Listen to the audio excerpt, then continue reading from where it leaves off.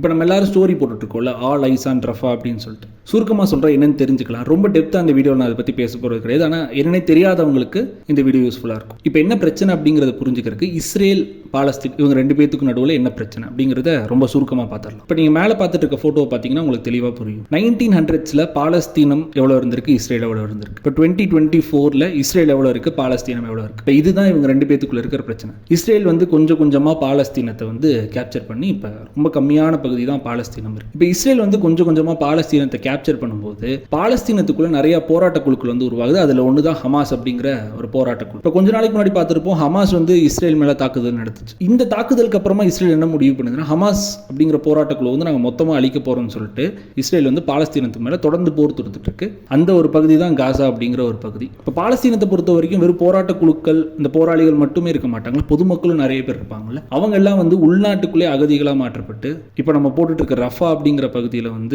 கூடாரங்கள் அமைச்சு தங்கியிருக்காங்க. இப்போ இஸ்ரேல் என்ன பண்ணுது அப்படின்னா, ஹமாஸ் அமைப்பை சேர்ந்த இந்த போராட்ட குழுவின் தலைவர்கள் 2 பேர் மக்களோட மக்களாக கலந்து இந்த ரஃபா பகுதிக்குள்ள இருக்காங்க அப்படிங்கிறது தான் இப்போ இருக்க பிரச்சனை. அந்த 2 பேர்த்து கொல்ல போறோம்னு சொல்லிட்டு ஃபுல்லாக ஏர் ஸ்ட்ரைக் அடிச்சு இந்த ரஃபாங்கிற பகுதியை காலி பண்ணுறதுக்கு இஸ்ரேல் தயாராகிருக்கு.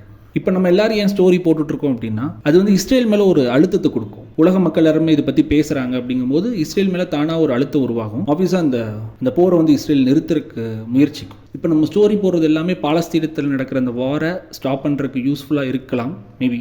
ஆனால் நமக்குள்ளேயும் அந்த பொலிட்டிக்கல் அவேர்னஸ் வரணும் அப்படிங்கிறக்காக நான் இந்த வீடியோவை பதிவு செய்கிறேன். என்ன நடந்திருக்கு அப்படிங்கிறத தெரிஞ்சுக்கணுங்கிறக்காக தொடர்ந்து இணைந்திருங்கள். This is fully food.